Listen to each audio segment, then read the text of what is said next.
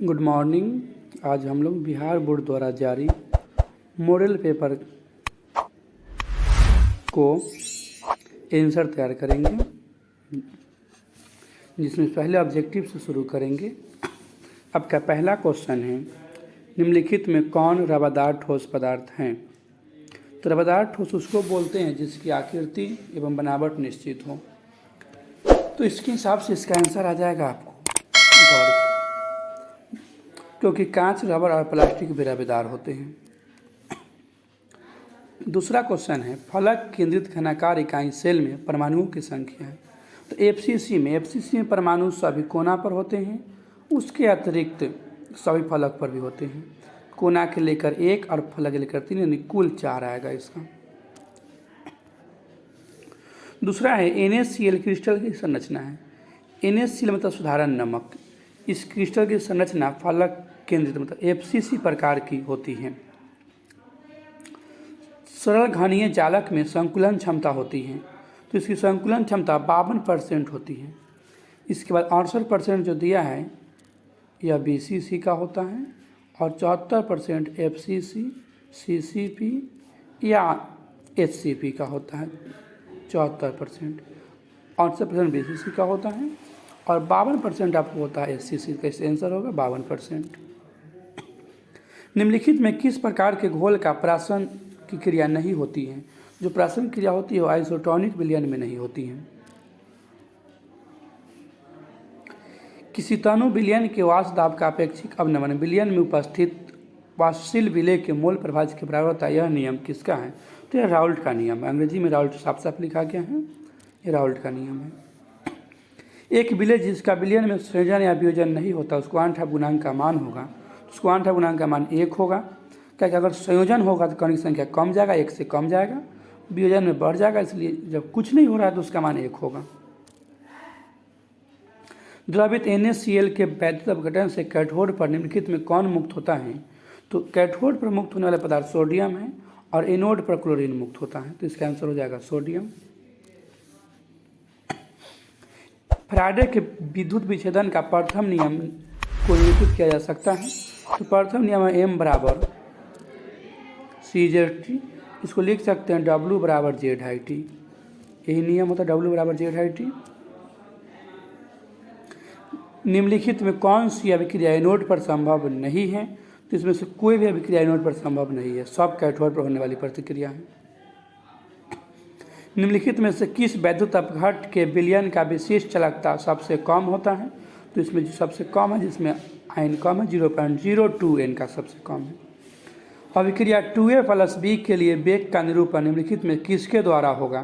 तो अभिक्रिया के वेग को अभिकारक एवं प्रतिफल दोनों में आप लिख सकते हैं, लेकिन अभिकारक में माइनस और प्रतिफल में प्लस होता है। तो A नेगेटिव आपको सिर्फ C नंबर में है और किसी में A नेगेटिव नहीं है, B पॉजिटिव भी नहीं है। इसका आंसर हो जाएगा C नंबर। किसी अभिक्रिया के वेग निम्नलिखित में किसके द्वारा दिखाएगा? तो अभिक्रिया का वेग ताप, दाब, सांद्रण, सूर्य का प्रकाश सब पर निर्भर करता है। तो उसमें से यहाँ पर आपको ऑप्शन मिल रहा है सिर्फ ताप, ऑप्शन ए सही है। निम्न में कौन प्रथम कोटि की अभिक्रिया है? नहीं है तो आपको B नंबर नहीं है। जो B नंबर है द्वितीय कोटि की अभिक्रिया है, यह द्वितीय कोटि के, बाकी सब आपको प्रथम कोटि की अभिक्रिया है।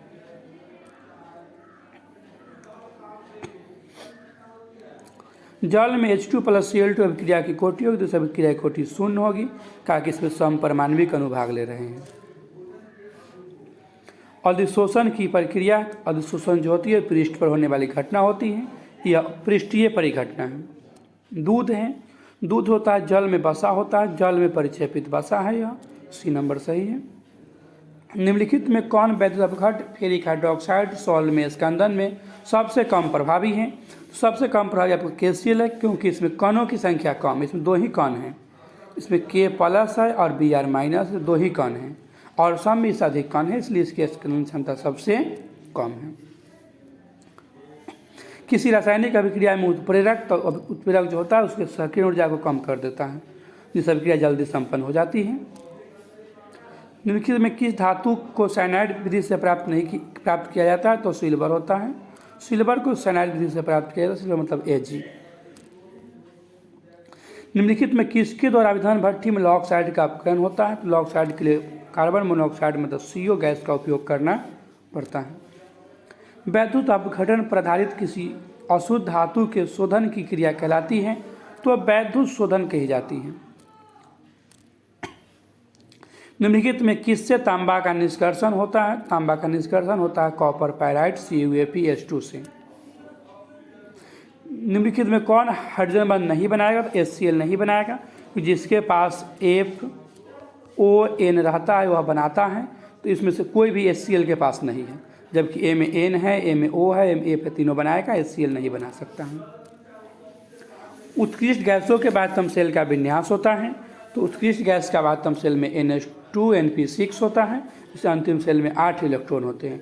वर्ग 18 के तत्व को उत्कृष्ट गैस या अक्रिय गैस कहा जाता है, जिसमें हीलियम, नियन, आर्गन, क्रिप्टन, जिनन, रेडॉन इत्यादि तत्व उपस्थित हैं। सबसे प्रबल ऑक्सीकारक है, तो सबसे प्रबल ऑक्सीकारक F होता है, क्योंकि इसको इलेक्ट्रॉन लेने की प्रवृत्ति सबसे ज़्यादा होती है। सबसे प्रबल ऑक्सीकारक F होगा, और सबसे प्रबल अपकारक इसमें इस ऑप्शन हिसाब से I2 है। एसिड में सल्फर की ऑक्सीजन अवस्था, एसिड एक अणु है और अणु में 0 होता है, और समपरमाणविक अणु में 0 होता है। निम्नलिखित युग्मों में संक्रमण तत्व, संक्रमण D ब्लॉक के तत्व को कहते हैं, जिसमें कॉपर और लोहा आपको आ रहा है, जो 21 से 30 के 26 और 29 में पड़ता है। निम्नलिखित में कौन प्रतिचुंबक है? तो प्रतिचुंबक आपको Sc+3 है, क्योंकि इसमें सभी इलेक्ट्रॉन युग्मित हैं। जब Sc का विन्यास लिखिएगा तो 3D1 4s2 आता है। अंतिम विन्यास इसमें से एहो निकल गया, 3 को निकला हुआ है, तो इसमें 3p6 अंतिम विन्यास है, जो कि पूरा भरा हुआ है। बैंडियम का विन्यास, तो बैंडियम का विन्यास B नंबर सही है। कौन लैंथेनाइड तत्व है? तो F ब्लॉक के तत्व को लैंथेनाइड तत्व कहते हैं, इसमें GD आंसर सही है। KNO4 में Mn का ऑक्सीजन अवस्था, तो -2 ऑक्सीजन का होता है, और +1 K का होता है, इसके हिसाब से निकालेंगे तो +7 Mn का आएगा। NiCO4 का प्रसंगन, तो इसका sp3 आएगा, इलेक्ट्रॉनिक विन्यास लिखकर यह बनता है। K3Cr C2O4 में Cr की समन्वय संख्या है, तो लिगेंडों की संख्या को बोलते हैं समन्वय संख्या, इसका आंसर 3 होगा। किस प्रकार का संबंधित है? देखिए, इसमें SO4 आयन है और इसमें Br आयन है। इसमें Br लिगेंड है, इसमें SO4 लिगेंड है, मतलब यह आयन की संख्या बदल रहा है, तो यह आयनन समाव्ययता है, यह आयनन समाव्ययता है। क्लोरोफॉर्म है, क्लोरोफॉर्म का सूत्र है CHCl3, इसमें 3 क्लोरीन है, मतलब यह ट्राई हाइड्रोजन व्युत्पन्न है। एथाइल ब्रोमाइड की अभिक्रिया सोडियम धातु से शुष्क ईथर में कराने पर बनता है, तो यह ऊर्ज प्रतिक्रिया इसमें उस से निकल के मतलब ब्यूटेन बन जाएगा। इसमें ब्यूटेन का सूत्र C4H10 होगा। निम्नलिखित में कौन एलिल हैलाइड है? तो आपको जो C नंबर ऑप्शन है, यह एलिल हैलाइड का सूत्र है। इस अभिक्रिया का जो घटता क्रम है वो आपको B नंबर है। आयोडाइड, ब्रोमाइड और क्लोराइड, ये उसका घटता क्रम होता है। जब एथाइल क्लोराइड को AgCl से गर्म करते हो तो प्रतिफल बनता है, प्रतिफल बनता आइसोसाइनाइड, एथाइल आइसोसाइनाइड बनता है। निम्न में किसका द्विध्रुव गुण सबसे अधिक है? तो CHCl3 का है, क्योंकि इसमें निगेटिव इफेक्ट कम है। CH3 में एक C है, इससे जुड़ा 3 H है और एक Cl है, सिर्फ निगेटिव वाला Cl है, लेकिन और सब निगेटिव इफेक्ट बढ़ है, इसलिए उसका प्रभाव घटते चल जाएगा। ईथर में एक ऑक्सीजन होता है, sp3 पर संकलित रहता है। फॉर्मल्डिहाइड अभिक्रिया अगर बनाती है तो यह अभिक्रिया इथाइल अल्कोहल होता है। यह अल्कोहल बनाने की विधि में पढ़े थे। इसका नाम है, तो इसमें मुख्य श्रृंखला में 3 कार्बन है, 1 2 और 1 3, तो यह 2 पर से अल्कोहल है, तो प्रोपेन 2ऑल होगा, तो इसके हिसाब से ऑप्शन बी आपका सही है। प्राइमरी अल्कोहल का ऑक्सीजन से प्रथम जो बनता है एल्डिहाइड बनता है, उसके बाद सेकेंड में कार्बोक्सिलिक अम्ल बन जाता है, लेकिन प्रथम एल्डिहाइड बनता है। कौन ल्यूकास अभिकर्मक है? अनाद ZnCl2 एवं शांत HCl को बोलते हैं ल्यूकास अभिकर्मक। परिशोधित स्पिरिट में रहता है, जिसमें 56% अल्कोहल रहता है। एल्डिहाइड कीटोन का समान सूत्र है, तो वह सूत्र है आपको CnH2nO। CnH2nO। निम्नलिखित में किसके साथ कनेजारो अभिक्रिया होती है? तो कनेजारो अभिक्रिया वैसे यौगिक देते हैं जिसमें अल्फा हाइड्रोजन नहीं रहते हैं, तो आपको ऑप्शन बी में अल्फा हाइड्रोजन नहीं है, क्योंकि इसमें अल्फा कार्बन ही नहीं है। यौगिक का नाम है जिसमें 2 कार्बन है, तो ईथ होगा, एन होगा, एल्डिहाइड का ऑल होता है तो ये एथेनल होगा। कार्बोक्सिलिक अम्लों का क्रियाशील मूलक होता है, तो कार्बोक्सिलिक अम्ल आपको COOH होते हैं। निम्नलिखित में किसके साथ मोनोकार्बोक्सिलिक अम्ल समझौता देता है? तो एस्टर के देता है कि दोनों का समान सूत्र CnH2nO2 होता है, दोनों का समान सूत्र सेम रहता है, समझौता दे सकते हैं। जिसका आणविक सूत्र सेम हो वही अनुसमझौता देता है, जैसे अल्कोहल देता है ईथर में, एल्डिहाइड कीटोन में, और कार्बोक्सिलिक अम्ल देता है एस्टर में।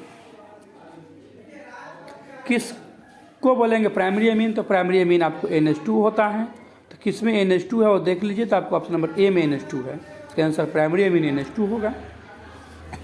मिथाइल अमीन को क्लोरोफॉर्म और अल्कोहलिक के साथ गर्म करने पर बनेगा, तो यह जो है आपको मिथाइल अमीन और क्लोरोफॉर्म है, तो यह कार्बिल अमीन प्रतिक्रिया है और इसमें मिथाइल आइसोसाइनाइड प्राप्त होता है।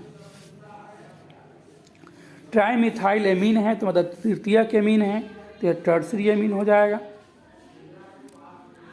देखिए CH3 N CH3 और फिर CH3, यह है टर्सरी ट्राई मिथाइल अमीन, तीनों से मिथाइल है और ये बीच में अमीन है, ट्राई मिथाइल अमीन। निम्नलिखित में किसका एल्काइलीकरण संभव है? एल्काइलीकरण सब का संभव है, तो सब में आप एल्काइल R ग्रुप को जोड़ सकते हैं। आणविक सूत्र C4H11N से कितने बनेंगे? इसमें बनने वाली संख्या 4 है, इसको इस प्रकार से लिख के बनाइएगा, CH3 CH2 CH2 NH2, इस प्रकार से 4 कोई बनता है, सब प्राइमरी में बनेगा, सब में मूलक NH2 ही रहेगा। एसीटोनाइट्राइल बोलते हैं प्रोपेन नाइट्राइल को।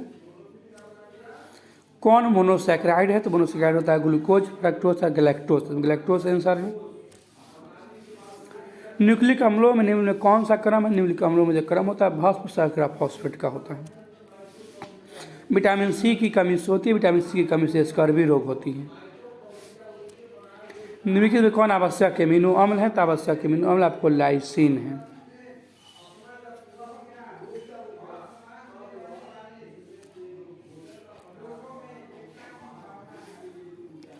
आधे घंटे तक किसके द्वारा स्टार्च को माल्टोज से बदला जा सकता है? डाइस्टेज से इसको बदला जा सकता है, डाइस्टेज से।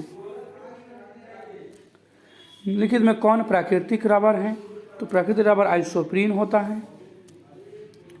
कैपोलैक्टम किसका मोनोमर है? नायलॉन 6 का मोनोमर है। निम्नलिखित में कौन डेक्रोन का उदाहरण है? डेक्रोन का पॉलिस्टर होता है।